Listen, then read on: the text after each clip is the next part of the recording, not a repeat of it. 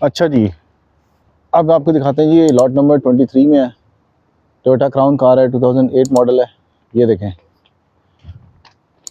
Silver colour में है, lights इसकी नज़र आ रही हैं आपको। ये देखें सनरूफ के साथ है, एक दफ़ा नज़र मार लेते हैं इसको। ये देखिए टायर्स इसके इस तरफ से, अब यहाँ से दिखा देता हूँ आपको। ठीक है जी, ये बाइक्स खड़े में हैं, ये भी ऑक्शन में है। ये देखें यहाँ से एक दफ़ा देख लें, मट्टी वट्टी पड़ी हुई है, साफ़ होने वाली गाड़ी। एलायरम्स देख लें,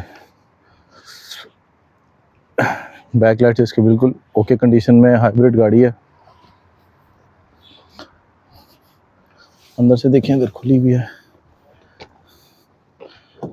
लॉक्ड है जी गाड़ी भी।